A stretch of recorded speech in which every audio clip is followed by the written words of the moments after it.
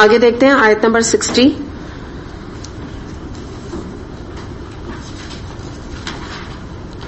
وَإِذْ قَالَ مُوسَىٰ لِفَتَاهُ لَا أَبْرَحُ حَتَّىٰ أَبْلُغَ مَجْمَعَ الْبَحْرَيْنِ أَوْ أَمْضِيَ حُقَبًا.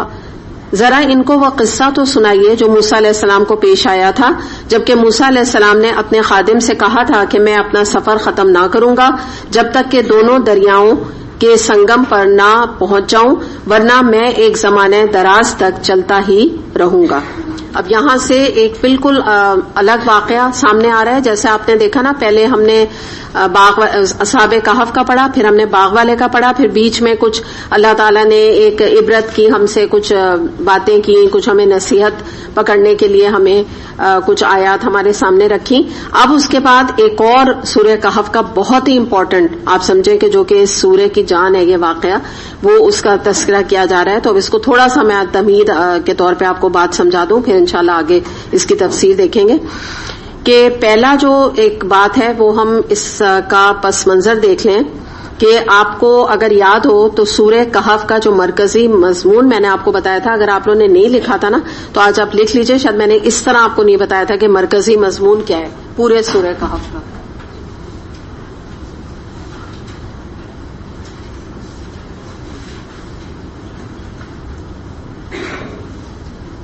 ویسے آپ کو بتائیں گے کیا ہے؟ میں تو لکھ رہی ہوں, کوئی بتائے گا کیا آپ کو لگا ہے اب تک سورہ کہف پڑھ کے؟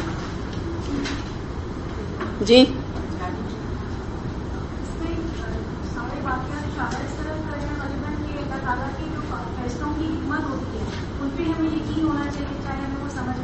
ہاں, یہ تو آپ نے انشاءاللہ ابھی جو میں تفسیر کروں گی نا یہ آپ آگے الحمدللہ آگے جمپ لگائیے. ہاں آزمائشیں جو ہے نا, ایک مال کی آزمائش ہے جیسے پہلے دکھائی پہلے پارٹ میں مال کی آزمائش ہے تھوڑی کہ جی کس طرح مال ہمارے لیے باعث آزمائش بھی بن سکتا ہے اور باعث نجات. ہاں ٹھیک ہے. اچھا جو آپ کہہ رہی ہیں نا, آپ دونوں جو کہہ رہی ہیں, اب میں اس کو سم اپ کر, دونوں نے بالکل صحیح کہا ہے, لیکن جو ہم بات کریں گے نا, اگر میں آپ کو جو لکھاؤں کہ اس کا مرکزی مضمون کیا ہے وہ ہے دنیا کا دجل, ٹھیک ہے, اور جو آپ لوگ بات کہہ رہے ہیں وہ آپ لوگ اس کی ڈیٹیل تفسیر کر رہے ہیں جو کہ الحمدللہ وہ بھی صحیح ہے. ظاہر آگے ہم لوگ یہی بات اب میں بھی کرنے جا رہی ہوں جو آپ لوگ کر رہے ہیں, لیکن ایک لائنر ہونا چاہیے نا مرکزی مضمون. تو یہ یاد رکھیے گا کہ جب سورہ کہف ہمارے ذہن میں آئے ہم یہ یاد رکھیں دنیا کا دجل, ایزی کر رہے ہیں دنیا کا دھوکہ. دجل سے مراد کیا ہے؟ دھوکہ, اگر آپ اس کو آسان کرنا چاہیں.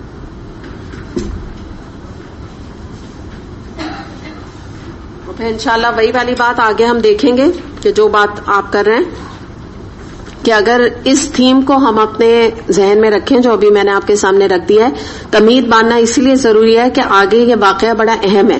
اس میں جو واقعات آئیں گے تو اس میں کچھ چیزوں میں آپ کو بھی کوشچن اٹھے گا, جیسے موسیٰ علیہ السلام کو اٹھا تھا, تو اس کا ریزن جاننا تھوڑا سا ضروری ہے.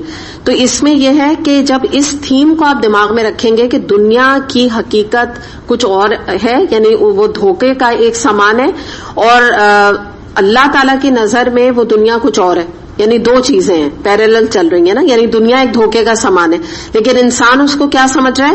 وہ دھوکہ نہیں سمجھ رہا ہے, وہ اس کو بڑی پریشیس بڑی قیمتی چیز سمجھ رہا ہے. تو یہی دنیا کا دجل ہے.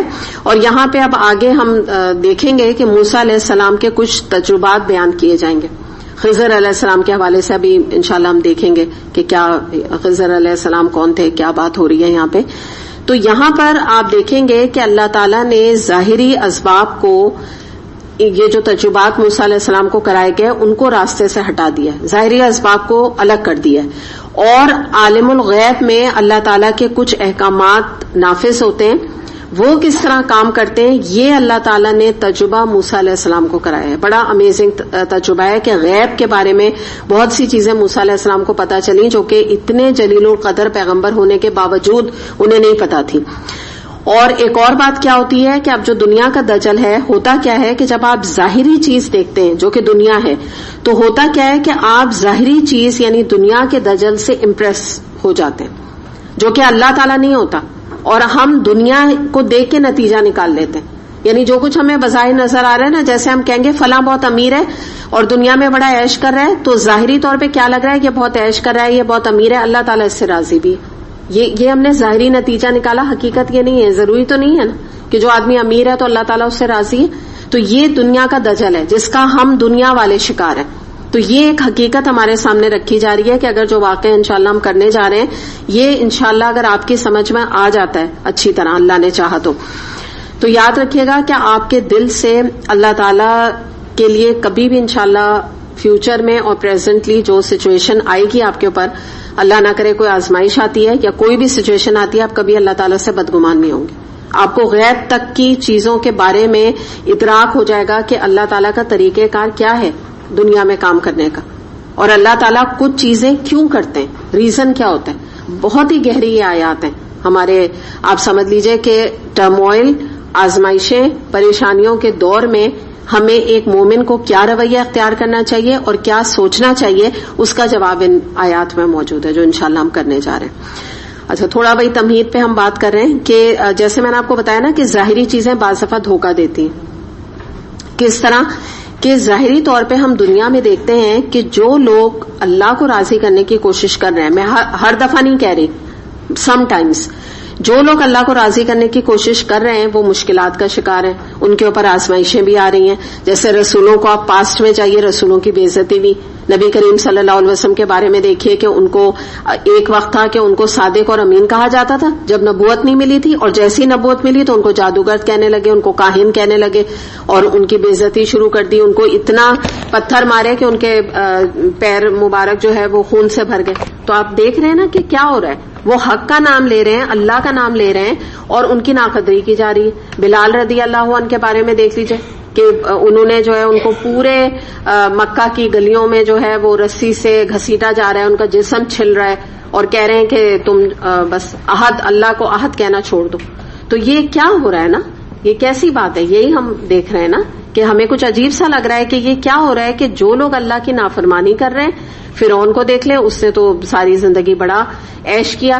یا ابھی تھوڑے بعد کے دور میں آپ دیکھ لیجئے تو ہٹلر کو اگر دیکھیں تو وہ تو کھڑے کھڑے اس نے لوگوں کو قتل کرا دیتا تھا، اور یہودیوں کا جو ہولوکاسٹ ہے تو 60-70 ہزار یہودی اس نے قتل کر دیا کھڑے کھڑے. اتنا پاور ایک ظالم آدمی کے پاس، اتنا پاور ہے. تو اس طرح جب ہم یہ دیکھتے ہیں، ان کی اولادوں کو دیکھتے ہیں تو وہ بھی لگتا ہے بڑی عیش کرتی رہیں اور کر رہی ہیں بعض دفعہ. آج بھی آپ دیکھیں نا ویسٹ کی طرف بھی، اب آپ بالکل پریزنٹ میں آ جائیے تو ویسٹ میں آپ لوگوں کو دیکھ لیجئے، رشیا میں دیکھ لیجئے آپ کے کتنے بڑے کمیونسٹ کنٹری ہے اور کیا ان کا عیش و آرام اور ان کو ساری دنیاوی نعمتیں ملی ہوئی ہیں. تو یہ ہے کہ اب ہم ظاہری طور پہ اگر یہ چیز دیکھیں گے، جیسے بعض دفعہ ہمارے بچے بھی اس کے اوپر کوشچن ہم سے کرتے ہیں، تو وہ یہ کہیں گے کہ یہ کیسا ہمارا ریلیجن، ہمارا ریلیجن تو جو ہم عمل کر رہے ہیں دین پہ وہ تو بالکل ہی بیکورڈ. یعنی اگر ایک لڑکی نے سر ڈھک لیا تو آپ کہیں گے اس کی شادی نہیں ہو رہی، یعنی دنیا نہیں بن رہی ہے نا. بظاہر تو یہ نظر آ رہا ہے نا، داڑھی رکھ رہی لڑکے نے تو لڑکیاں پسند نہیں کر رہی ہیں اس کو نکاح کے لیے.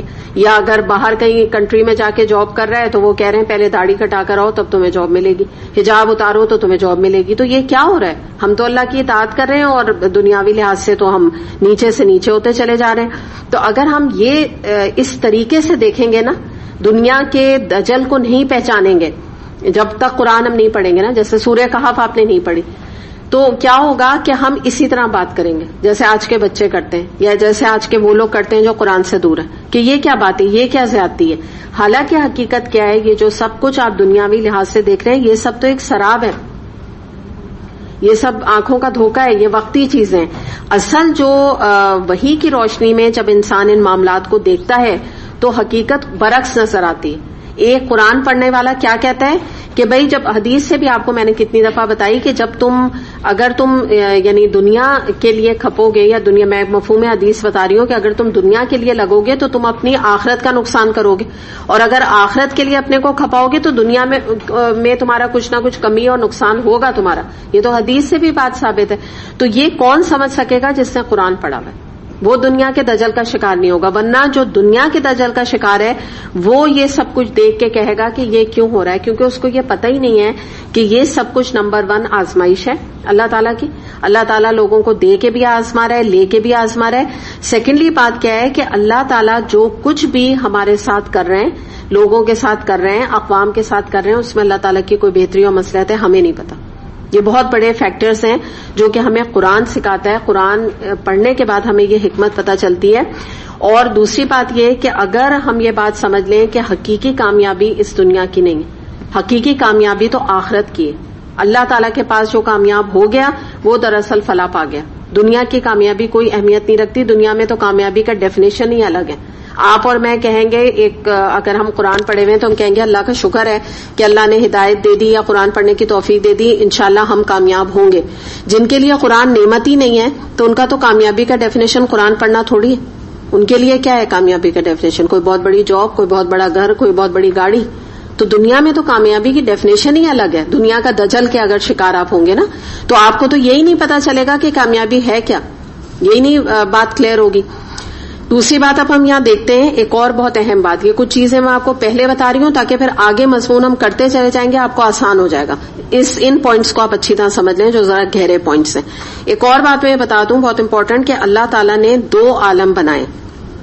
اس کو بھی آپ لکھ لیجئے.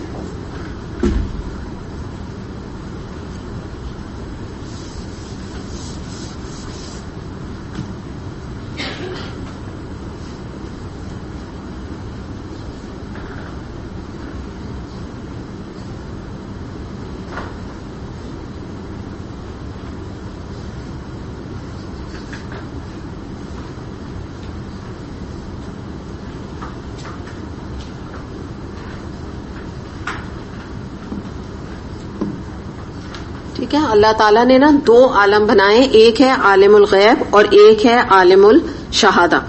اب اس سے کیا مراد ہے کہ اللہ تعالیٰ نے عالم الشہادہ یعنی آپ یہ سمجھیں کہ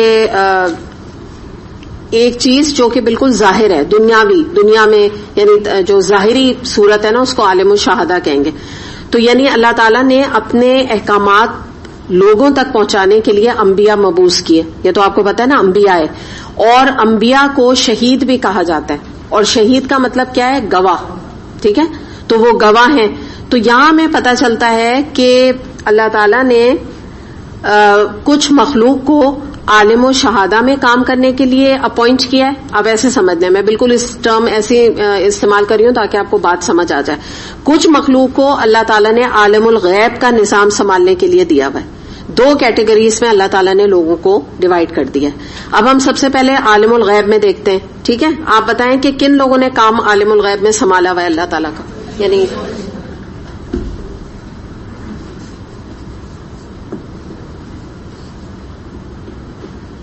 ٹھیک ہے، عالم الشہادہ میں ٹھیک ہے رسول انبیاء.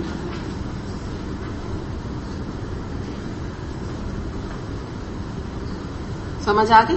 اب یہ جو فرشتے ہیں یہ آپ کو نظر تو نہیں آتے نا؟ آتے ہیں کسی کو؟ تم ایسے جواب نہیں دے رہے جیسے لگ رہا ہے دیکھتے رہتے ہیں. ٹھیک ہے، تو عالم و شہادہ میں کام کر رہے ہیں کچھ. ٹھیک ہے، دوبارہ ریپیٹ کر رہی ہوں، کچھ مخلوق اللہ کی عالم الغیب میں کام کر رہی ہے. 2 کیٹیگریز میں ڈیوائڈ ہو گئے. ٹھیک ہے، عالم الغیب میں اللہ تعالیٰ نے اپنے کام اپنی مرضی سے جو اللہ تعالیٰ کرواتے ہیں وہ فرشتوں سے کام کرواتے ہیں جو چاہتے ہیں اللہ تعالیٰ.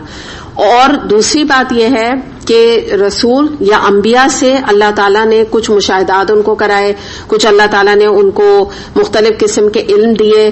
ٹھیک ہے نا، یہ سب اللہ تعالیٰ کا اپنا معاملہ ہے. عیسیٰ علیہ السلام کو کچھ معجزات دیے، آپ سب جو بھی جانتے ہیں نا، جو کام اللہ تعالیٰ نے لیے وہ اللہ تعالیٰ کی مرضی ہے.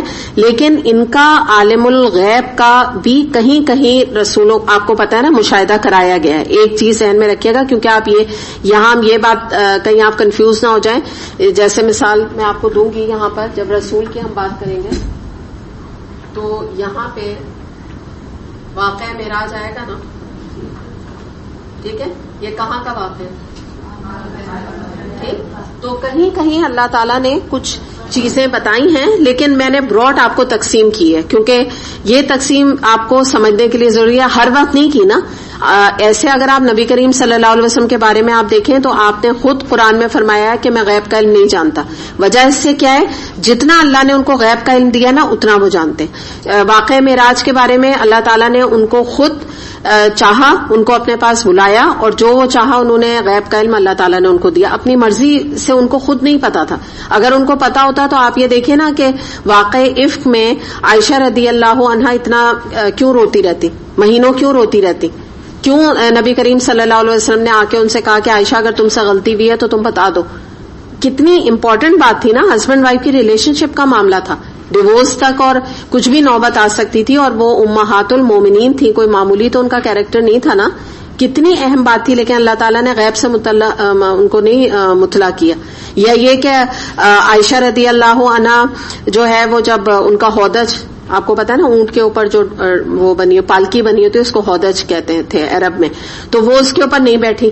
نبی کریم صلی اللہ علیہ وسلم کو پتہ ہی نہیں چلا, وہ لے کر سارے جو تھے ہودج کو, اونٹ کو پکڑنے والے, وہ لے کے چلے گئے, جو بھی دربان کون تھے وہ لے کے چلے گئے. تو آپ کو تو نہیں پتا چلا, اسی سے اتنا بڑا یہ واقعہ, یہ ایک مسئلہ بنا واقعہ افک میں. تو یہ جو چیزیں ہیں اس سے ہمیں پتا چل رہا ہے کہ موسٹلی جو بات پتا چل رہی ہے وہ یہی کہ ان کی ڈویژنز ہیں. کہیں کہیں سارے نبی کریم صلی اللہ علیہ وسلم کا مقام بہت اہم ہے, یا جیسے موسیٰ علیہ السلام سے اللہ تعالیٰ نے کلام کیا, وہ تو آپ سمجھ رہے ہیں نا کہ کہیں کہیں آپ کو کچھ سچویشنز ایسی ملیں گی, بٹ موسٹلی معاملہ یہ ہے.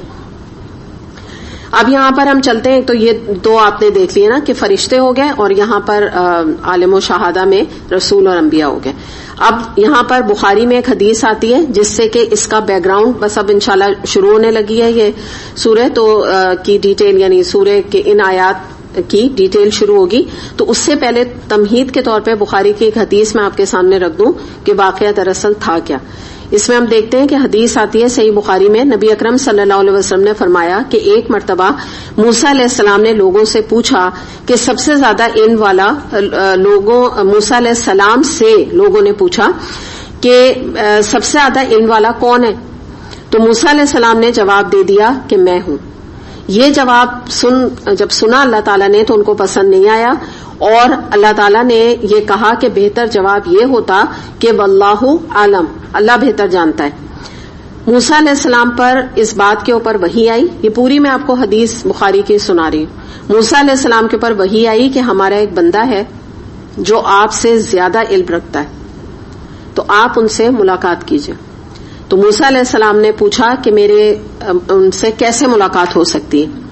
اللہ تعالیٰ نے فرمایا کہ ایک مچھلی اپنی زنبیل میں رکھ لو, ایک سمجھیں کہ لیدر بیگ سارٹ آف, جہاں وہ مچھلی گم ہو جائے تو وہی ہمارے بندے سے ملنے کی جگہ ہوگی. بخاری نے اس کو روایت کیا. تو اب آپ کو سمجھ آیا کہ اس کی ہسٹوریکل کیا تھا, اہمیت تھی. اچھا دیکھیے یہاں پر ٹھیک ہے ہمیں لگ رہا ہے کہ اللہ تعالیٰ نے یہ کہا کہ اللہ ہی بہتر جانتا ہے, لیکن آپ یہ دیکھیے کہ جب موسیٰ علیہ السلام کے اوپر یہ بات آئی, اچھا وحی آپ یاد رکھیے گا کہ یہ وحی کی وہ قسم نہیں ہے کہ جو کہ رسول صلی اللہ علیہ وسلم کی آتی تھی. ٹھیک ہے, اگر اللہ تعالیٰ اپنے رسولوں کے ذریعے سے کمیونیکیٹ کسی طرح کرنا چاہتے تھے تو اس کو بھی ہم وحی کہتے ہیں, بٹ سم تھنگ ایلس, یہ وہ والی وحی نہیں ہے, لیکن حدیث میں الفاظ وحی کے ہی آتے ہیں یا یوز کیے جاتے ہیں. اچھا اب آپ یہاں دیکھیں, اگر موسیٰ علیہ السلام کے اندر تکبر ہوتا یا موسیٰ علیہ السلام نے یہ بات کسی زوم کی وجہ سے کہی ہوتی تو وہ فوراً کہتے کہ میں تو مجھ سے بڑا علم والا ہو ہی نہیں سکتا, اور میں کیوں ملوں جا کے.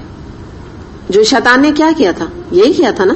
تو یہاں سے آپ موسیٰ علیہ السلام کی پوزیشن کو کلیئر کر لیں کہ دیکھیے انبیاء اور رسولوں کی ایک بات یاد رکھیے گا, یہ علماء بار بار تفاسیر میں اس بات کو کلیئر کرتے ہیں کہ یہ جو انبیاء یا رسول ہوتے ہیں نا, تو ان کی بعض دفعہ آپ سمجھ لیجئے کہ نیکیاں بھی ان کی خطائیں بعض دفعہ بن جاتی ہیں, یا یوں کہہ لیجئے کہ ان کی معمولی سی بھی خطا جو کہ خطا بھی شاید نہیں ہوتی اس کی بھی پکڑ آ جاتی ہے, کیونکہ ان کو اللہ تعالیٰ اسپیئر نہیں کر سکتا. وجہ کیا ہوتی ہے؟ ان کے اوپر پیچھے اتنی بڑی اقوام اور امتوں کی تربیت کی ذمہ داری ہوتی ہے, تو ان سے وہ افورڈ ہی نہیں کر سکتے کہ وہ کوئی غلطی کریں یا ویسے ہی کہہ دیں.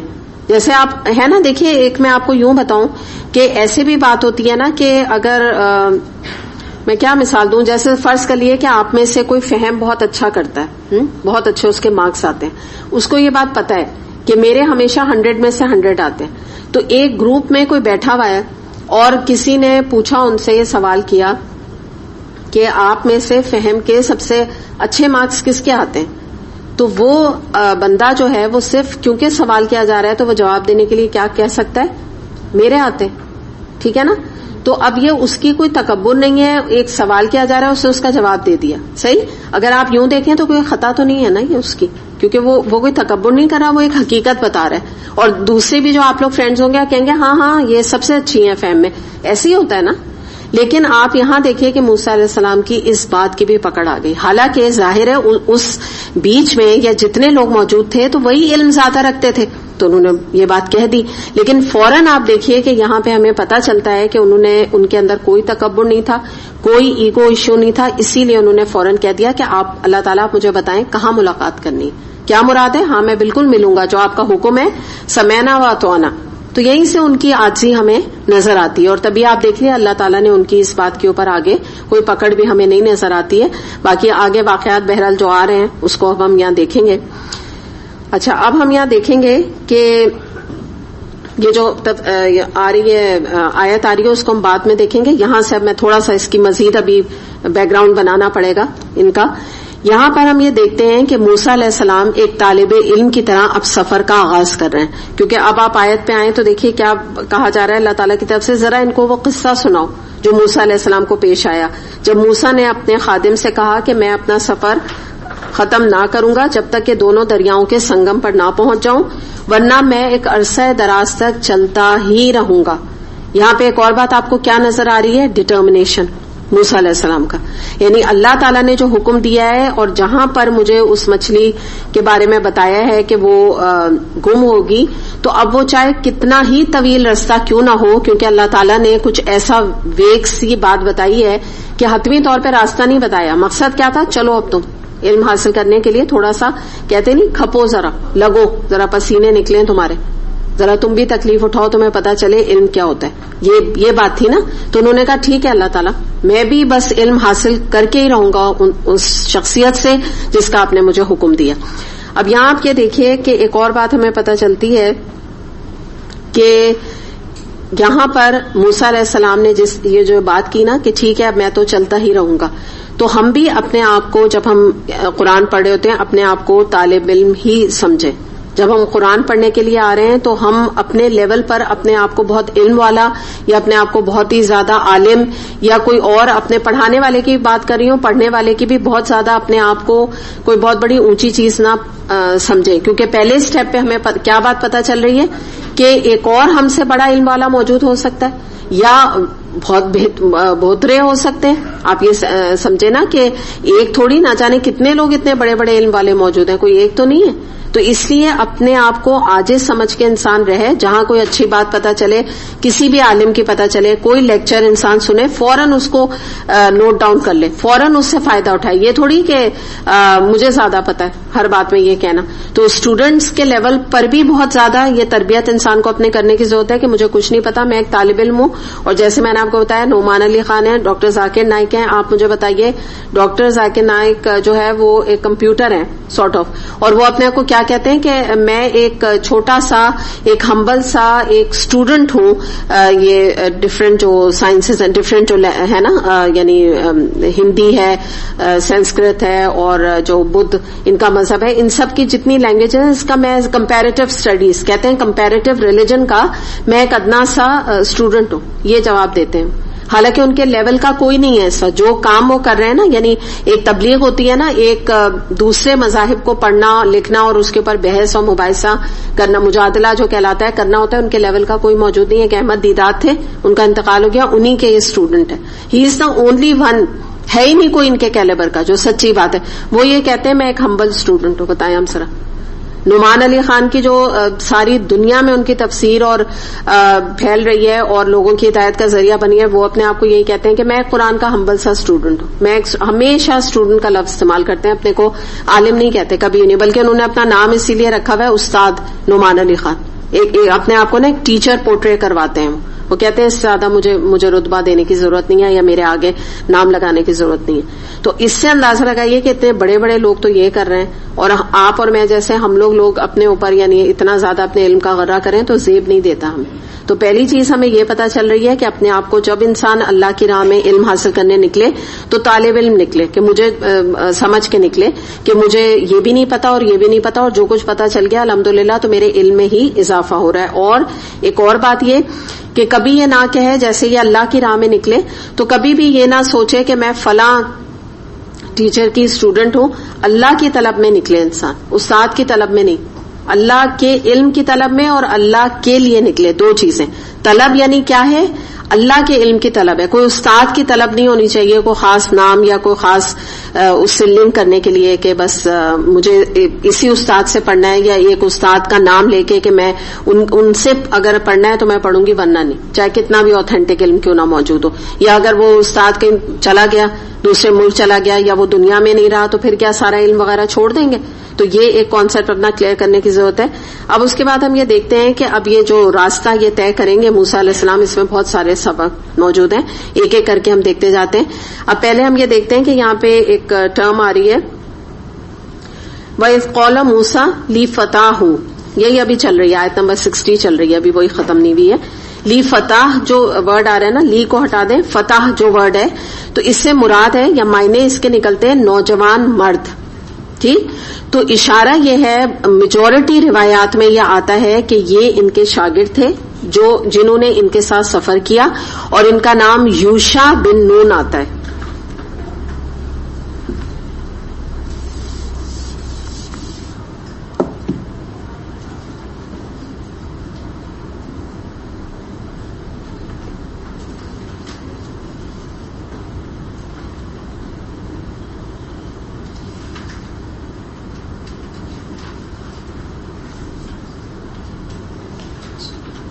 کچھ مفسرین نے کم ہیں جنہوں نے ان کا خادم اور یا غلام بھی کہا ہے نا موسیٰ علیہ السلام کا, لیکن ابھی آپ واقعات دیکھیں گے نا تو آپ کو خود بھی ایک فیلنگ آئے گی کہ یہ ان کے اسٹوڈنٹ ہی تھے. اچھا, اب ایک اور اس میں ٹرم آ رہی ہے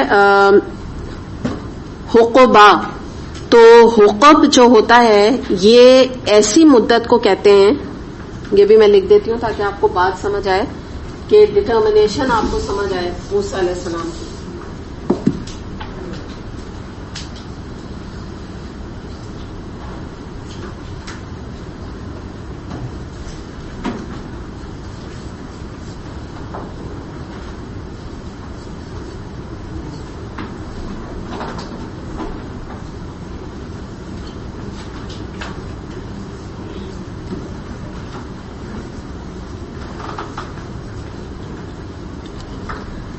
قرآن میں نا اب ٹیکسٹ جو میں آپ کو ورڈز بتایا کروں نا ان کو ایک آپ ہائی لائٹ میں رکھا کریں, یلو زیادہ بہتر رہتا ہے, اس کو ہائی لائٹ کیا کریں اور اس کے اوپر یہ چیزیں لکھ لیا کریں رجسٹر میں کر کے یا اپنے قرآن میں جس میں بھی. تو اب یہ جو حقب کا میں نے آپ کو بتایا ہے تو آپ یہ دیکھیں کہ یہ ایک غیر معین مدت ہے, یعنی موسیٰ علیہ السلام کیا کہہ رہے ہیں, حقبہ یعنی میں چلتا ہی رہوں گا جب تک یہ میں اپنے جو علم مجھ سے بڑے علم والے ان سے میں ملنا چاہوں. خضر علیہ السلام کی طرف اشارہ ہے, اور غیر معینہ مدت تک میں چلوں گا. کہیں کہیں یہ آتا ہے کہ 70 سے 80 سال کا عرصہ حقب کہلاتا ہے. تو آپ ذرا ان کا ڈٹرمنیشن سوچیے کہ یعنی انہوں نے پہلی مینٹلی پریپئر اپنے کو کر لیا ہے کہ اتنے دن تک میں ایسے شخص کی تلاش میں نکلوں گا. اور آپ سوچئے تھوڑا سا اپنے کو امیجن کریے, ہم اپنے گھروں سے نکل کے کتنی فاصلے سے یہاں آ جاتے ہیں الحمدللہ. اور اگر ہمیں کوئی کہے کہ قرآن کا کوئی فلاں پڑھانے والا ہے اور آپ کو اس کے لیے 4 دن چلنا پڑے گا, 4 دن میں آپ سے کہہ رہی ہوں, تو میں کہتی ہوں مجھے لگتا ہے ایک شخص بھی نہیں اٹھے گا, ایک بھی نہیں اٹھے گا, امپاسبل ہے. جو آج کل ہمارا حال ہے نا, وہ کہیں گے 4 دن تک ہم چلتے رہیں اور صرف ایک قرآن کلاس کے لیے, اتنا نہیں ہمارے پاس وقت ہے, یہ کہیں گے نا. تو یہی یہاں پر نا موسیٰ علیہ السلام کا فوراً ہی آپ دیکھ لیجئے کہ جو ان کی تھوڑی بہت پکڑ آئی تو انہوں نے کیا اپنا اس کو فوراً کمپنسیٹ کیا. اچھا, اب ہم تھوڑے سبق لیتے جاتے ہیں, صرف اسی آیت کو بھی ہم لے رہے ہیں کہ جب بھی انسان علم کے راستے میں نکلے, جیسے آپ بھی الحمدللہ طالب علم ہیں, اللہ کی راہ میں آپ نکلیں, نمبر 1 چیز آپ کو جو چاہیے ہوگی وہ ہوگا ول پاور اینڈ ڈٹرمنیشن. یہ دونوں چیزیں یاد رکھیے. کیا کیا چیزیں ریکوائرمنٹ ہے؟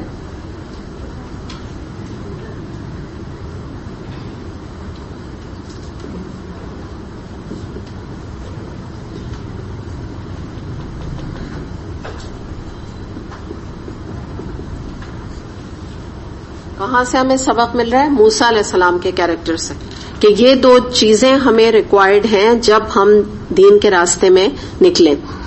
اور اب یعنی آپ اس کو اب میں تفسیر کر دیتی ہوں، جو میں نے ٹرم لکھی تو اس کو آپ سمجھ لیجئے کہ یعنی مراد یہ ہے کہ میں علم حاصل کروں گا. نمبر 1 ایک ڈٹرمنیشن، ایک آپ کے اندر یہ کنوکشن، یقین ہونا چاہیے. دوسری بات کیا؟ میں ثابت قدم رہوں گا. یہ نہیں ہے کہ آج میں آیا کل نہیں آیا، پرسوں کلاس اٹینڈ کی، سورہ یوسف کی کلاس اٹینڈ کر لی اگر دورہ قرآن میں، اس کے بعد 1 سال کے بعد اگلی ملاقات ہوگی، اگلے سال جو ہوگا تو پھر دیکھیں گے. کچھ لوگ ہوتا ہے نا دورہ قرآن میں آتے ہیں اور اس کے بعد اگلے سال دورہ قرآن میں آتے ہیں. تو یہ نہیں ہے، یہ ڈٹرمنیشن نہیں ہے، یہ ول پار نہیں ہے. کیونکہ یہ آپ کی کیا گارنٹی ہے کہ اس رمضان کے بعد جو ہے آپ کو اگلا رمضان نصیب بھی ہوگا کہ نہیں ہوگا؟ ہے کوئی گارنٹی؟ کسی کی بھی نہیں ہے. اسی طرح سے آپ یہ دیکھیں کہ دوسری بات، ایسے ہی شوق اور جذبہ جو ہمیں موسیٰ علیہ السلام کا نظر آ رہا ہے، شوق ہے نا کہ وہ کہہ رہے ہیں میں تو مدتوں چلتا رہوں گا، غیر معین مدت تک میں اس علم کے لیے چلوں گا جب تک مجھے وہ نہ مل جائیں گے. آپ تڑپ دیکھیے، کیا ایک اللہ تعالیٰ نے چھوٹا سی ان کو ایک بات بتا دی اور ان کے اندر وہ لگن لگ گئی. یعنی مراد انہوں نے بالکل اپنے علم کو پیچھے کر دیا. انہوں نے کہا اس کا مطلب میرا کچھ بھی علم نہیں ہے، مجھے تو ان سے ملنے کی اشد ضرورت پڑ گئی ہے. دوسری بات یہ کہ جو بھی کوئی چھوٹی چھوٹی باتوں پہ ہمت ہار بیٹھتے ہیں نا، وہ قرآن کا علم حاصل نہیں کر سکتے. یہ دونوں چیزیں ملی ہوئی ہیں. یا آپ یوں کہہ لیجئے کہ قرآن کا علم وہی حاصل کرتے ہیں جن کے نروز اسٹرانگ ہوتے ہیں. آئرن نروز تو آہستہ آہستہ قرآن پڑھ کے آپ کے ہو جائیں گے انشاءاللہ. آپ خود دیکھیے گا قرآن آپ کے اندر جو وہ ہمت اور وہ ڈٹرمنیشن اور وہ طاقت پیدا کر دیتا ہے کہ جس کی وجہ سے انسان بڑی بڑی دنیا میں آزمائشیں آتی ہیں، انسان واویلا نہیں مچاتا. یہ امیزنگ قرآن کا انعام ہے جو انسان کو ملتا ہے، کیونکہ قرآن آپ کی تربیت کرتا ہے. اس میں پہلی تربیت آپ کو میں نے بتائی تھی نا کہ آپ کے اندر ٹھہراؤ اور وقار آتا ہے. آپ کو یاد ہے نا، میں نے بتایا تھا جس طرح آپ یہاں بیٹھتے ہیں یہیں سے آپ کے اندر ٹھہراؤ اور وقار آ جاتا ہے. جب یہ آتا ہے نا تو اس کے بعد کیا ہوتا ہے کہ انسان کی جب پریکٹیکل لائف میں مشکلات آتی ہیں، اللہ نہ کرے، یا پریشانیاں آتی ہیں، تو وہ ان کو بھی کوپ اپ کر لیتا ہے.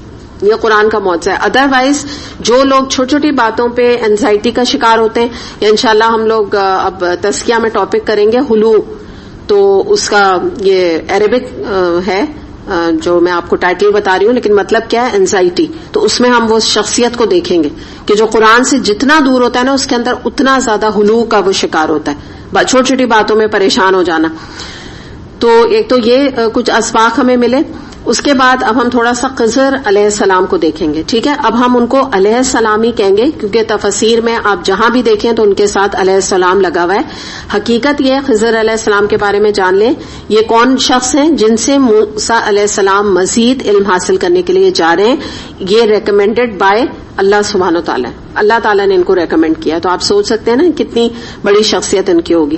لیکن جو ہمیں بات پتہ چلتی ہے تفسیر سے، جو یہ ہے کہ خضر علیہ السلام کوئی فرشتے نہیں تھے، کوئی ہمیں یہ نہیں پتہ چلتا کوئی نبی تھے، کوئی ولی اللہ تھے، یا کوئی رسول تھے. یہ چیز متشابہات میں رکھی گئی ہے قرآن میں، نہ ہی ہمیں حدیث سے پتہ چلتا ہے، اور قرآن نے بھی ایز سچ کلیئر نہیں کیا ہمیں کہ یہ تھے کون. تو مگر ہم ایک عزت کے طور پہ ظاہر ان کا نام علیہ السلام لگائیں گے. اچھا، اب آپ یہ دیکھیے کہ یہ بھی ہو سکتا تھا کہ کچھ بھی کہیں کہ خضر علیہ السلام موسیٰ علیہ السلام کا ان کے ساتھ کمپیریزن نہیں ہے، کچھ بھی آپ کہیں، کیونکہ موسیٰ علیہ السلام اولو العزم رسولوں میں سے ہیں، جلیل القدر رسولوں میں ان کا شمار ہوتا ہے. کلیم اللہ ان کو لقب ملا ہوا ہے، اللہ تعالیٰ نے ان سے کلام کیا ہے، اور پھر بہت عرصے انہوں نے بنی اسرائیل جیسی حجت باز قوم کی انہوں نے ایک طرح سے تربیت کرنے کی کوشش کی. تو کوئی معمولی ان کی سروسز نہیں ہے کمپیئر ٹو موسیٰ علیہ السلام. لیکن یہاں ہمیں پتہ چلتا ہے کہ یہ بھی تو ہو سکتا تھا نا کہ اللہ تعالیٰ کہتے ہیں خضر علیہ السلام کو کہ آپ خود جائیے نا موسیٰ علیہ السلام کے پاس، آپ جائیے، جا کے ان کو علم سکھا دیجئے. تو اس سے ہمیں پتہ چلتا ہے کہ جو علم کے راستے میں نکلتا ہے تو وہ اپنے آپ کو درجوں سے مبرہ کر دیتا ہے. یعنی وہ یہ نہیں دیکھتا کہ میرا کیا مقام ہے. موسیٰ علیہ السلام نے اللہ تعالیٰ سے یہ نہیں کہا کہ میں اتنا بڑا جلیل القدر پیغمبر ہوں، میں کہاں ان کے پیچھے پیچھے گھوموں اور ان کو ڈھونڈوں، آپ ان کو میرے پاس بھیج دیجئے. تو یہی فرق ہے نا، تبھی تو یہ انبیاء کا مقام اتنا اونچا ہے کہ انہوں نے اللہ تعالیٰ سے کبھی کوئی کوسچن نہیں کیا. اور ہم اپنے جیسے لوگوں کو سوچیں کہ ہماری اوقات ہے کیا، ہم ہیں کیا چیز، کتنے حقیر ہیں، اور ہم اللہ تعالیٰ سے چھوٹی چھوٹی اللہ کی باتوں پہ سوالات کرتے رہتے ہیں. چھوٹی چھوٹے قرآن میں باتیں، آج بھی اگر ایک چھوٹی بات بھی پتہ چل جائے گی نا، اس میں 10 سوال کریں گے. نہیں ایسا نہیں ویسا نہیں، یوں نہیں تو یوں نہیں، تو اللہ تعالیٰ ایسا نہیں تو ویسے کر لیتا. آپ جو ہے نا 1 گھنٹے 2 گھنٹے کا بدعت کے حوالے سے سمجھا کے بجھا کے لوگوں کو لیکچر دیں. جیسی لیکچر ختم ہوگا آپ کے پاس آ کے کہیں گے نہیں تو آپ یہ بتائیں اگر ہم قرآن خوانی فلاں کے رشتہ دار کے انتقال پہ کر لیں تو کیا حرج کیا ہے اس میں؟ 1 گھنٹے کے لیکچر کے بعد یہ سننے کو ملتا ہے نا، تو آپ یقین کریں اتنی تکلیف ہوتی ہے دل کو، اتنی تکلیف ہوتی ہے، یہ لگتا ہے کہ جیسے کیا 1 گھنٹے کیا کرتے رہے. تب اپنا بات اس کا مطلب ہے ہم پیغام نہیں پہنچا سکے، ہم کسی قابل ہی نہیں ہیں کہ ہم لوگوں کو کنونس کر سکے. ڈپریشن ہونے لگتا ہے انسان کو نا یہ سوال.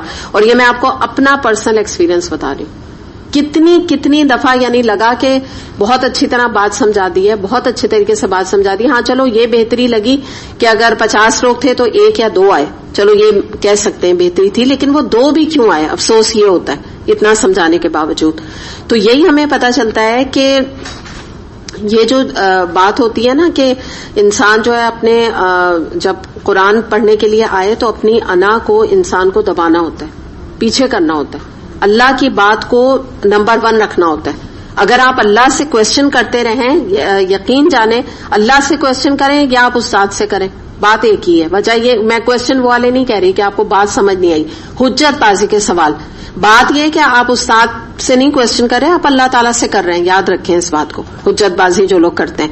تو اس میں یہ ہوگا کہ اپنے آپ کو انسان شاگرد سمجھے، عاجزی اختیار کرے، اپنے آپ کو چھوٹا سمجھے، انا کو اپنی دبائے اور یہ سوچے کہ اللہ تعالیٰ نے جو بات کہی ہے یقیناً اس میں میری بہتری اور مصلحت ہے. اتنے اس کو کوشچنز مجھے کرنے کی ضرورت نہیں ہے. میں اس کی فکر کروں، میں عمل کیسے کروں. ہاں یہ سوال کریں آپ ٹیچر سے، مجھے کوئی ٹپس دیں عمل کرنے کی، مجھے کوئی اپنے لائک مائنڈیڈ لوگوں سے کسی سے ملا دیں، کسی کا فون نمبر دے دیں جس سے میں کوئی ٹپ لے لوں کہ اس نے کیسے مثال کے طور پہ اسکارف پہنا، اس کے ہسبینڈ نے کیسے سوٹ کی نوکری چھوڑی. یہ ہاں سوال بہت اچھا ہے، بہت مبارک سوال ہے، عملی سوال جو کہ صحابہ کرام کیا کرتے تھے. لیکن یہ جو حجت بازی والی چیز ہے نا، یہ آپ کو دیکھیے موسیٰ علیہ السلام کے اندر بالکل بھی ہمیں یہ چیز کہیں دور دور نہیں نظر آ رہی، کوشچن کرنا. اور پھر یہ کہ یہ بھی آپ نے سنا ہوگا نا کہ پیاسا کنویں کے پاس جاتا ہے، کنواں پیاسے کے پاس نہیں آتا. تو علم کا معاملہ یہی ہوتا ہے.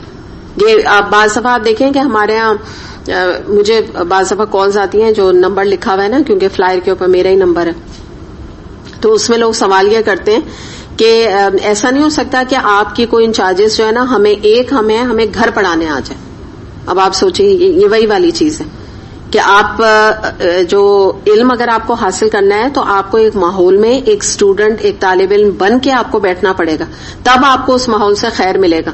اس طرح سے استاد جگہ جگہ اگر گھروں میں جا کے ایک ہی لیکچر کو جو ہے وہ کتنے گھروں میں جا کے دے دے گا، تو اس کا بھی جو علم ہے وہ محدود ہو جائے گا نا. وہ جتنا نفع اتنے سارے لوگوں کو پہنچا سکتا ہے 1-2 گھنٹے کی کلاس میں، تو وہ تو پروڈکٹیو اتنا نہیں بنے گا نا اگر ہر گھر میں جا کے وہ یہ کام کرنے لگے. اسی طرح آپ دیکھیں امام مالک کے زمانے میں خلیفہ تھا ہارون الرشید، ان کے بارے میں آتا ہے کہ انہوں نے امام مالک سے کہا کہ آپ محل میں آئیے اور میرے دونوں بیٹوں مامون اور امین نام آتا ہے ان کو پڑھا دیجئے. تو امام مالک نے جواب دیا کہ علم کے پاس جایا جاتا ہے، علم کو بلایا نہیں جاتا. تو پھر ہارون رشید بھی بڑا اچھا بادشاہ تھا کہ اس نے پھر اپنے بچوں کو ان کے پاس بھیجا امام مالک کے پاس، اور ان کو یہ باقاعدہ حکم دیا کہ تم اپنے استاد کی جوتیاں تک سیدھی کیا کرو. یہ چیزیں تم جب اپنے اندر عاجزی اختیار کرو گے تو تمہیں کچھ تھوڑا بہت علم تم پا سکو گے، یا ان کی خدمت کرو گے تو تمہیں کچھ مل سکے گا. تو یہی چیز ہم نے یہاں پر دیکھی کہ اسی طرح آپ دیکھیں یہاں یوشع بن نون کا ذکر ہے جو کہ ہمیں پتہ چلتا ہے موسیٰ علیہ السلام کے شاگردوں میں سے تھے. انہوں نے جو موسیٰ علیہ السلام کے ساتھ یہ سفر کیا، تو بعض لوگوں کا آپ یقین کریں کہ صحبت ایسی ہوتی ہے کہ اگر آپ ان کے ساتھ ان کے درس میں یا آپ ان کے ساتھ کچھ گھنٹے گزار دیں یا آپ پرسنل آپ کے ان کے ساتھ تعلقات ہوں اور آپ جانتے ہوں، تو آپ اتنا کچھ سیکھ لیتے ہیں جو آپ 4-5 کتابیں پڑھ کے بھی نہیں سیکھ سکتے.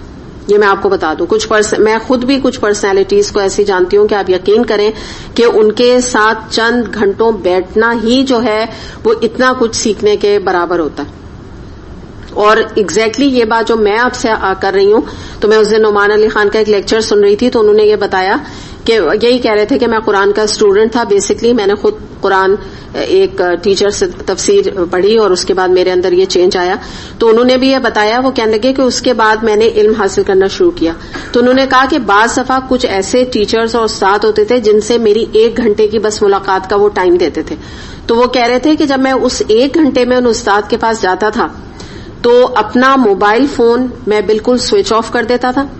کسی قسم کا میں کوئی بھی باہر اپنے جو بھی میٹنگ جب ہوتی تھی تو جو بھی ان کے ساتھ لوگ ہوتے تھے ان کو سختی سے منع کر دیتا تھا کہ مجھے آ کے کوئی میسج کوئی بات بھی مجھ سے نہیں کرنا, کیونکہ یہ قیمتی وقت اور یہ جو صحبت مجھے نصیب ہے مجھے نہیں ملے گی. یہ اتنے قیمتی انسان ہے کہ 1 گھنٹے میں وہ کچھ سیکھ لوں گا جو کہ میں ویسے پتہ نہیں کتنی میں کتابیں پڑھوں یا میں کتنا سوچتا رہوں کہ اس کا حل کیا ہے مجھے نہیں سمجھ آئے گا. اور واقعی میں بھی آپ کو یہ بات بتا رہی ہوں کہ بعض استاد جیسے اگر میں اپنی ٹیچر کے بارے میں سوچوں یا اور بھی جن سے میں نے پڑھا تو میں بھی ان کے بارے میں یہی رائے دوں گی کہ ان سے انٹریکشن جب آپ کا ہوتا ہے یا آپ کے معاملات ہوتے ہیں تو آپ اتنی چیزیں سیکھتے ہیں, آپ کو بہت ساری چیزیں طریقے آ جاتے ہیں آپ کو کہ کیا کیا طریقے انسان اختیار کرے. تو وہ ایک لمبی یعنی اس کی طویل فہرست ہے. کبھی موقع ہوا تو میں آپ کو کچھ چیزیں ویسے بھی بتاؤں گی کہ چھوٹی چھوٹی باتیں ہوتی ہیں کہنے کو, لیکن انسان بہت کچھ سیکھتا ہے اور شاید انہیں نہیں پتا ہوتا کیونکہ ان کے تو مزاج کا حصہ ہوتا ہے, دوسرا آدمی ان سے سیکھ رہا ہوتا ہے کہ یہ دیکھو یہ کرنے کا طریقہ ہے. تو یوشع بن نون کی صحبت کا بھی میں بتاؤں کہ جو انہوں نے وقت گزارا موسیٰ علیہ السلام کے ساتھ, اس کا نتیجہ کیا نکلا کہ آپ کو پتا ہے موسیٰ علیہ السلام کے وفات کے بعد وہ ان کے جانشین بنے. اور یہ انعام انہیں کیوں ملا ہے؟ موسیٰ علیہ السلام کی صحبت اختیار کرنے کا. انہوں نے اپنے استاد کا ساتھ دیا. انہوں نے یہ نہیں کہہ دیا کہ مدتوں آپ چلتے رہیں گے, سوری میں تو مدت تو نہیں چل سکتا, پیچھے کے راستے سے نکل کے بھاگ گئے کہ کسی اور اسٹوڈنٹ کو بلا لیجیے گا, میرے تو اور بہت مسئلے ہیں. یہ نہیں کیا نا انہوں نے ٹرسٹ کیا اپنے استاد پہ. انہوں نے خوش نصیبی سمجھی کہ میرے استاد نے مجھے بلایا ہے اس کام کے لیے, مجھے کال دی ہے, میرے ٹیچر نے مجھے کال دی ہے, اور یقیناً وہ مجھے کوئی صحیح ہی راستے کی طرف بلا رہے ہوں گے. کیونکہ جب آپ کو بس یہ معلوم کرنا ضروری ہوتا ہے نا کہ یہ شخص قرآن اور حدیث کا علم رکھتا ہے کہ نہیں, بس یہ دیکھنا آپ کو ضروری ہے. باقی اگر وہ کوئی بات کہہ رہا ہے تو یہ انسان کو اس پہ ٹرسٹ ہونا چاہیے کہ وہ ہمارے بھلے کے لیے کہہ رہا ہے. تو یہی والی بات ہے کہ انہوں نے کوئی کوشچن آگے سے نہیں کیا. انہوں نے کہا ٹھیک ہے میں بھی مدتوں آپ کے ساتھ چلتا رہوں گا. تو انعام آپ دیکھ لیجیے اللہ نے آخرت میں تو جو دیں گے, دنیا ہی میں اتنا بڑا آنر دے دیا. آپ دیکھیں آج ہم سورہ کہف پڑھ رہے ہیں, ہم یوشع بن نون کا باقاعدہ نام پڑھتے ہیں, ان کا واقعہ پڑھتے ہیں باقاعدہ سے. یہ آنر ان کو ملا, اور آگے جو دنیاوی ان کو آنر ملا اور ان کو جو ترقی ملی اور جو جانشین بنے, معمولی بات نہیں تھی جانشین بننا بنی اسرائیل جیسی قوم کے آگے کوئی اٹھانے والا ہوتا. آگے دیکھتے ہیں آیت نمبر 61. فلما بلغا مجمع بینہما نسیا حوتہما فاتخذ سبیلہ فی البحر سربا. پس جب وہ اس کے سنگم پر پہنچے تو اپنی مچھلی سے غافل ہو گئے, اور وہ نکل کر اس طرح دریا میں چلی گئی جیسے کوئی سرنگ لگی ہوئی ہو. اب دیکھتے ہیں کہ کیا ہوا کہ جب 2 دریاؤں کے سنگم پر پہنچے. آپ کو پتا ہے نا یہ وہ جگہ تھی کہ جہاں پہ اللہ تعالیٰ نے بتایا تھا کہ مچھلی جب تمہاری زمبیل سے نکل کر بھاگ جائے گی تو تم سمجھ لینا بس یہیں پہ نا خضر علیہ السلام تمہیں مل جائیں گے. تو روایت میں آتا ہے کہ وہ تلی ہوئی مچھلی تھی جس کا ذکر کیا جا رہا ہے, اور اس میں سے کچھ حصہ موسیٰ علیہ السلام نے اور ان کے ساتھی یوشع بن نون نے کھا لیا تھا, لیکن معجزانہ طور پہ وہ مچھلی زندہ ہو گئی. اب آپ یہاں پہ نا ایسے واقعات دیکھیں گے, ویری ان یوزول سچویشنز. یہ اللہ تعالیٰ کی کرنی تھی, اللہ تعالیٰ کی مرضی, اس پر وی کانٹ کوشچن, متشابہات ہیں یہ ساری چیزیں.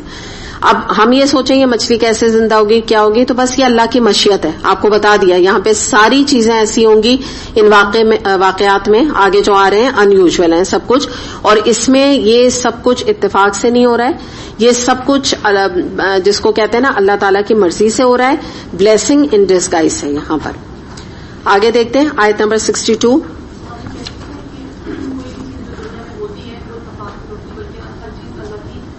بالکل الحمدللہ, ویری گڈ, آپ اس کو سم اپ کر سکتے ہیں اس طرح.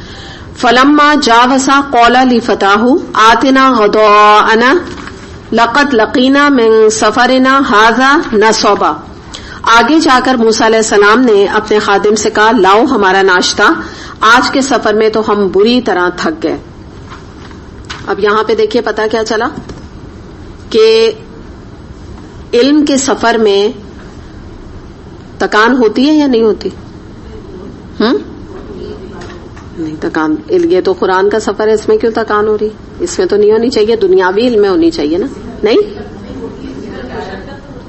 بالکل مشقت ہے نا، ایگزیکٹلی بالکل، تبھی اجر ہے نا آپ کو. بس فرق یہ ہے کہ دنیاوی علم میں سچی بات ہے ضرور حاصل کرنا چاہیے، مطلب میں تو بہت آئی ایم فار دنیا کے علم کے لیے، لیکن یہ اجر کچھ نہیں نا. اس میں جو ہم تھک رہے ہیں تو ایک ایک سیکنڈ کا بھی اجر اللہ تعالیٰ ہمارا لکھ رہا ہے. اور نمبر 1 بات کیا پتا چلی کہ علم کے سفر میں تھکن ہوگی، لازمی تھکن ہوگی. یہی تو ہماری آزمائش ہے، یہ کوئی جنت تھوڑی ہے یہاں پہ کہ ہمیں کوئی تھکن نہ ہو. آف کورس ہوگی ہمیں، بالکل فزیکل بھی اینڈ مینٹل بھی. بالکل صحیح کہا انہوں نے، دونوں طرح کی تھکن ہمیں ہوں گی، کیونکہ علم کا سفر آسان نہیں ہے. تو یہ چیز بھی ہمیں پتا چلی کہ دس از بٹ نیچرل. ایک اور بات پتا چلی کہ کمپلین کرنا از سم تھنگ ایلس. ایک بات یاد رکھیے گا، موسیٰ علیہ السلام یہاں کمپلین نہیں کر رہے ہیں، وہ ایک سٹیٹمنٹ دے رہے ہیں کہ اب یہ مقام ایسا آ گیا ہے کہ میں تھک گیا ہوں اور مجھے بھوک لگ رہی ہے، مجھے کچھ کھانے کو دو. یعنی مراد کیا ہے کہ ہم تھوڑا سا شارٹ بریک لے لیتے ہیں، یہ مراد ہے، بس سمپل. ٹھیک ہے، تو یہ نہ سمجھیے گا اس جملے سے کہ وہ کہہ رہے ہیں کہ میں تو بس اب میں اس قابل نہیں، میں آگے چلوں گا. یہ نہیں مراد ہے. ڈٹرمنیشن ان کا اپنی جگہ ہے. جیسے آپ لوگ کہہ رہے ہیں ایک ہیومن لیول پہ نیچرل بات ہے کہ ابھی آپ لوگ جیسے مثال کے طور پہ گرمی میں آئے ہوئے ہیں یہاں پہ، الحمدللہ مینٹلی بھی آپ لوگ ایک انٹلیکچوئل اسٹیمولیشن ہوتا ہے، فزیکلی بھی آپ لوگ تھوڑے بہت تھکتے ہیں، مینٹلی بھی آپ لوگ تھکتے ہیں. تو گھر جاتے ہی اگر آپ نوٹ کیجئے آپ کا فوراً دل کیا چاہتا ہوگا، چائے یا کوئی کھانے کا چاہتا ہے کہ نہیں؟ بتائیں، پھر میں آپ کو بتاؤں گی کیوں. بھوک لگتی ہے کہ نہیں؟ بتائیے. لگتی ہے نا. تو یہ آپ کو پتا ہے جب آپ مینٹل اسٹیمولیشن آپ کا ہوتا ہے نا دماغ کا، قرآن کے حوالے سے میں آپ کو بتا رہی ہوں، تو آپ کے نا یہ سب کچھ اندر کے آرگنز فریش ہو جاتے ہیں، مینٹلی بھی آپ ایکٹیو ہو جاتے ہیں اور آپ کے اندر آرگنز فریش ہوتے ہیں. یہ جو آپ کا بھوک لگنا ہے یہ ہیلدی سائن ہے یا انہیلدی ہے؟ یہ ہیلدی سائن ہے. آپ سوچیں کہ فزیکلی اور مینٹلی آپ نے ایکزرٹ کیا ہے تو اب آپ کو بھوک لگ رہی ہے. آپ دیکھیے بعض لوگوں کو دیکھیے وہ کیا کہتے ہیں، ہمیں بھوک ہی نہیں لگتی. جب آپ گھر میں بیکار بیٹھے رہیں اور وہ ادھر سے 2 چپس کھا لیے، ادھر بسکٹ کھا لیے اور بیکار، تو کیا ہوتا ہے اور زیادہ ایسیڈیٹی اور طبیعت خراب ہوتی ہے. تو یہ بھی ایک انعام ہے بھوک لگنا، یہ جو آپ کو گھر جا کے کریونگ چائے کی یا جو بھی آپ کو ہوتی ہے. جی ایگزیکٹلی ایکٹیو ہو جاتا ہے. تو یہ انعام ہے نا آپ کا. اور مینٹلی بھی آپ کا دماغ اسٹیمولیٹ ہوتا ہے اور ایک اچھے کام میں ہوتا ہے. ایک آپ اللہ نہ کرے نیگیٹو کام میں فلم دیکھ کے آپ اس کے تانے بانے بن رہے ہیں، کس نے مرڈر کیا اور کون ویلن ہے اور یہ فلاں ہیروئن کا کون سا گانا آنے والا ہے. تو یہ ایک آپ ایکٹیویٹی کر رہے ہیں کہ آپ کو اور تھکائے گی، آپ کو اور ڈپریشن. فلم دیکھنے کے بعد آپ یاد رکھیں کہ اور ڈپریشن اور زیادہ آپ کے اندر جو ہے نا ایک تشنگی رہ جائے گی، ایک عجیب سی آپ کو نا سیٹسفیکشن نہیں ملے گا. جو کہ نعمان علی خان کہتے ہیں ایک مووی دیکھنے کے بعد اسی لیے لوگ اگلی دیکھتے ہیں، پھر اگلی دیکھتے ہیں، پھر کیونکہ سیٹسفیکشن نہیں ملتا ان کو یہ نہیں لگتا کہ ہم نے کچھ اکمپلش کر کے آئے. اور الحمدللہ قرآن آپ نے جو بھی پڑھا، گھنٹہ، پون گھنٹہ، سوا گھنٹہ، 1.5 گھنٹہ، آپ کو گھر جا کے ایک خوشی کا احساس اندر سے پھوٹتا ہے کہ آپ کچھ اکمپلش کر کے آئیں، کوئی خزانہ اپنے سینے میں، اپنے دلوں میں، اپنے دماغوں میں بٹھا کے آئیں. یہ بہت فرق ہے دونوں طرح کی اسٹیمولیشن، مینٹل اسٹیمولیشن جو ہوتی ہے. دوسری بات یہ کہ ایک اور بات ہمیں پتہ چلی کہ اور تھوڑی اینگل سے ہم دیکھ لیتے ہیں کہ طالب علم کا جو ایک سفر ہوتا ہے علم کے ساتھ تو وہ آسان نہیں ہوتا. اس میں کچھ چیزوں کی قربانی جو دینی پڑتی ہے، اس میں نیند کی بھی قربانی، بھوک کی بھی قربانی ہے، نیند کی بھی قربانی ہے. آپ لوگ جیسے یہاں موجود ہیں اس ٹائم پر، اگر بالکل یہ جو ٹائم ہے تفسیر کا، اس میں اگر آپ کا جی چاہے چائے پینے کا، آپ کا دل چاہے کوئی ٹک شاپ ہو میں جا کے ایک چپس کا پیکٹ لے آؤں یا ایک پیٹیز کھائے ہوں، تو نہیں، یہ پاسبل نہیں ہے. آپ لوگ کو پتا ہے، آپ لوگ مینٹلی پریپیئر ہیں، ٹھیک ہے نا. میں بھی پریپیئر ہوں مینٹلی. کوئی چوئنگم آپ کا دل چاہ رہا ہے، کوئی سویٹ کھانے کا دل چاہ رہا ہے، آپ لوگ نہیں کھائیں گے، نہ آپ کا دل بھی نہیں چاہے گا اور آپ کھائیں گے بھی نہیں. تو آپ کیا کر رہے ہیں؟ آپ بھوک برداشت کر رہے ہیں نا. تو یہ الحمدللہ یہ سب کچھ اس راستے کا جہاد ہے، یہ علم کا ایک جہاد ہے جو آپ الحمدللہ کر رہے ہیں. اب اس کو اپنے آنے کو، اپنا قرآن پڑھنے کو انڈر ایسٹیمیٹ نہ کیجیے گا. دوسری بات نیند کی قربانی. نیند کی قربانی یہ ہے کہ ابھی آپ لوگ چاہیں تو گھر میں اس وقت اے سی چلا کے اور بڑی اچھی نیند آئے گی، ٹھیک ہے نا. لیکن آپ نکل کے آئے ہیں، آپ نے قربانی دی نیند کی، تو یہ بھی معاملہ ہوتا ہے. پھر رات کو اگر آپ جیسے جو اسٹوڈنٹس ہوتے ہیں جو باقاعدہ کورس کر رہے ہوتے ہیں مارننگ میں ہمارے, تو اب ان کا تو لفظی ترجمہ بھی ان کو یاد کرنا ہوتا ہے. تو اگر آپ پوچھیں سبھی لوگ جو ہے وہ جلدی اٹھ کے صبح کیا یعنی آدھی رات میں اٹھ کے یا رات کو بیٹھ کے, کیونکہ دن میں اتنی مشغولیت ہوتی ہے, تو اکثر رات کی نیند کی قربانی دے کر کوپ اپ کرتے ہیں. جو 18-19 منتھس کا جو صبح مارننگ کورسز وغیرہ ہوتے ہیں, جو بنیاد وغیرہ کا کورس ہے نا, تو عام بات ہے. آپ جتنی بھی جنہوں نے بھی انچارجز نے کیا آپ پوچھ سکتے ہیں کہ رات کو جگنا کوئی بات ہی نہیں ہے, کیونکہ ترجمہ یاد کرنا بہرحال آسان تھوڑی ہے. نصف کا کرنا ہے تو راتوں کو جگنا پڑتا ہے, ہر صورت پر جگنا پڑتا ہے, کیونکہ انسٹیٹیوٹ سے انسان 1-1.5-2 بجے تک گھر پہنچتا ہے. تو اس سے ہمیں پتہ چلتا ہے کہ جب علم کا سفر ہوگا تو جو چیز پیاری ہے اس کی قربانی تو دینی پڑے گی, اللہ تعالیٰ بھی مانگے گا, تب جا کے آپ کو کچھ نصیب ہوگا. دوسری بات, ایک اور آزمائش جو آپ فیس کرتے ہیں, خاموشی سے گھنٹوں ایک جگہ پہ بیٹھنا. یہ بھی کوئی معمولی جہاد نہیں ہے, میں اس کو جہاد کہوں گی, کیونکہ اگر ایک عام طور پہ آپ دیکھیں, ہم اپنے گھر میں اپنے آپ کو دیکھیں, ہم لوگ تو پھرکیوں کی طرح پھرتے رہتے ہیں نا, ایک کمرے سے دوسرے, کبھی کچن میں جا کے کھانا پکانے لگے, کبھی ماں سے صفائی کرانے لگے, کبھی کچھ پڑھنا ہے تو پڑھنے بھی بیٹھ گئے, اپنے پڑھائی کے کام بھی کرنے لگتے. تو بالکل بھی ہمارے اندر ٹھہراؤ نہیں ہوتا گھر میں, یعنی ہو نہیں سکتا نا بینگ ایک ہاؤس وائف, جو کہ ریکوائرڈ ہے. لیکن یہاں آ کے ایک دم سے ہم اپنے آپ کو جو ایک تربیت اپنی قرآن کے ساتھ ہوتی ہے اور ایک جگہ اپنے آپ کو ٹھہراؤ سے بٹھاتے ہیں, تو یہ بہت صبر کا کام ہے. الحمدللہ بہت اجر ہے اس کا بھی, اور یہ ایک ایٹیکیٹ ہے قرآن کا. یہاں آپ یہ نہیں بن سکتے.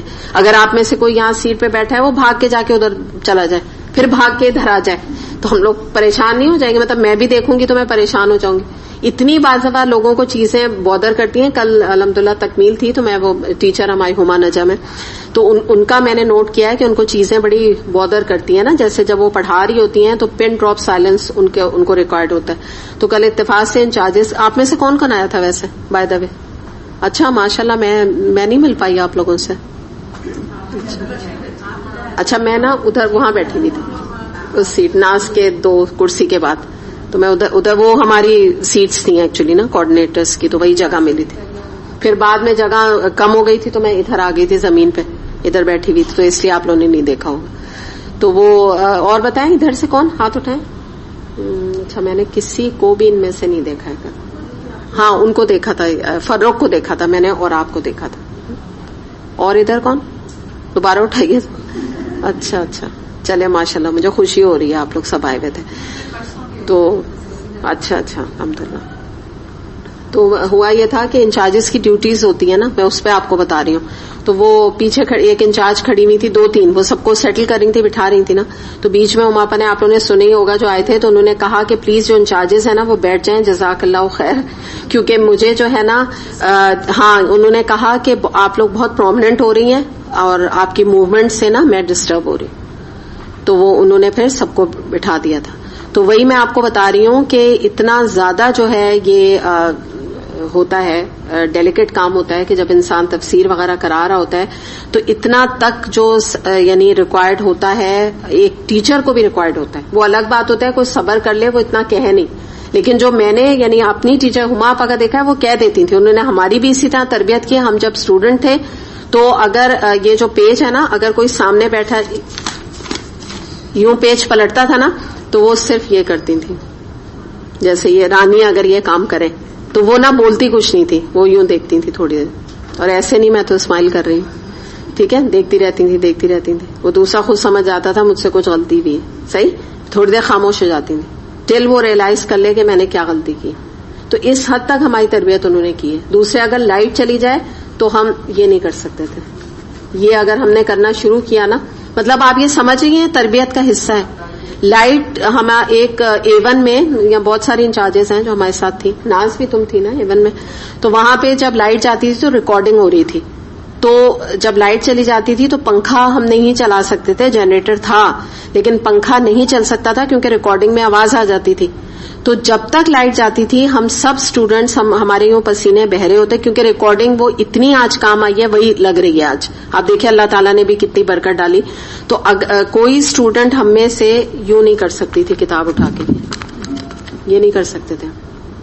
ایک آدھ دفعہ کسی نے کیا تو یہ میں نے آپ کو بتایا, بس جیسے شائنہ ہے نا, تو بس کچھ سیکنڈ دیکھنا کافی ہوتا تھا.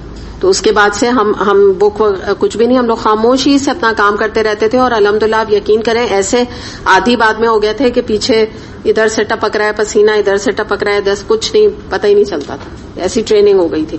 تو یہی میں آپ کو بتا رہی ہوں کہ یہ جو تربیت ہوتی ہے نا, یہ آپ کو ایسے سالوں بھی گزر جائے نا, آپ کتابوں سے نہیں حاصل کر سکتے, یا آپ یہ سمجھ نہیں سکتے یہ چیز کیا ہے. تو یہی ہے میں بتانا آپ کو, میں اس حوالے سے بتا رہی ہوں کہ یہ جو علم کا راستہ ہے جس کی ابھی ہم یہاں پر بات کر رہے ہیں, تو اس میں جو صبر اور ٹھہراؤ ہے وہ اسٹوڈنٹ کے اندر آنا بہت ضروری ہوتا ہے. تبھی استاد جو ہے نا بہترین چیز آگے پڑھا سکتا ہے. یعنی پھر یہ جب وہ اسٹوڈنٹ کے اندر اتنا زیادہ ٹھہراؤ اور صبر اور ان کے اندر طلب دیکھتا ہے نا, اور کانسنٹریشن دیکھتا ہے, تو خود بخود اللہ کی طرف سے نا, جیسے آپ سمجھیے کہ چیزیں اس کے دماغ میں آتی ہیں جو کہ وہ آگے پھر ڈسکس کر لیتا ہے. اور اگر اسٹوڈنٹ جو ہے وہ ادھر دیکھ رہے ہیں, ادھر دیکھ رہے ہیں, یہ چیز اگر ان کے اندر پیدا ہوتی ہے نا, تو وہ نہ درس ایسا وہ کوئی بابرکت رہتا ہے, نہ کوئی اتنا زیادہ جو ہے وہ اسٹوڈنٹ سیکھ پاتے ہیں. اور یہ میں نے درسوں میں عام طور پہ دیکھا ہے کہ وہاں جو ایک لٹرلی میں ورڈ استعمال کروں گی, ہسل بسل, درس کا اور ہسل بسل سے کوئی تعلق ہے, لیکن ایسی درس میں جو ہوتی ہے نا لوگوں کے اندر بے چینی میں نے دیکھی ہے, اتنی بے چینی دیکھی ہے, ایک کرسی سے اٹھیں گے پیچھے اٹھ کے چلے جائیں گے, پیچھے سے اٹھ کے آگے آ جائیں گے, جو آئے گا کھڑے ہو کے اس کو ویلکم کرنے وہاں چلے جائیں گے. طریقہ یہ ہونا چاہیے جیسے آپ لوگ آتے ہیں خاموشی سے, لیٹ بھی کوئی آتا ہے خاموشی سے آیا پیچھے بیٹھ گیا, یہی طریقہ ہے نا, اور پیچھے ہی آپ لوگ بیٹھتے ہیں, یہ بھی نہیں کہ چیزیں پھلانگتے ہوئے آگے سامنے آئے نا, طریقے سے پیچھے آ کے بیٹھ گئے. یہ ایک مینرز ہیں ایک قرآن کی کلاس کے. لیکن جو درس, مجھے افسوس بھی ہوتا ہے کہتے ہوئے, لیکن میں ایک حقیقت آپ کو بتا رہی ہوں کہ کسی کا بھی درس ہوتا ہے. میں اتفاق سے ابھی ریسنٹلی میں جو ہماری ٹیچر ہیں انہیں کو کسی نے درس میں بلایا تھا, ہم بھی انوائٹڈ تھے, تو ہم وہاں گئے. آپ یقین کیجئے جو وہاں میں نے دیکھا ہے نا حال, میں یہی آپ کو بتا رہی ہوں, سب کا یہی حال تھا وہاں پہ. ادھر بھاگ رہے ہیں, ادھر جا رہے ہیں, ادھر جا رہے ہیں, کوئی عبایا پہن رہا ہے, کوئی عبایا اتار رہا ہے, کوئی دوپٹہ سیدھا کر رہا ہے. یعنی سوائے درس سننے کے باقی وہاں سب لوگ سب کچھ کر رہے تھے.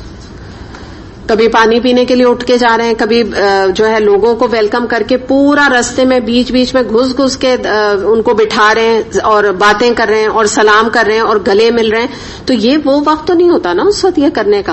تو یہی بات یہاں پر ہمیں پتہ چل رہی ہے کہ یہ جو ایک علم کے راستے کی مشکلات ہیں, ان میں ایک یہ واقعی یہ مشکل ہے کہ جو الحمدللہ آپ جو کنسنٹریشن کی طرح بیٹھتے ہیں, اور تبھی یاد رکھیے کہ یہ ایک ٹھہراؤ ہوتا ہے طالب علم کا, جس کی وجہ سے فرشتوں اوپر سے سکینت ان کے اوپر نازل کرتے ہیں.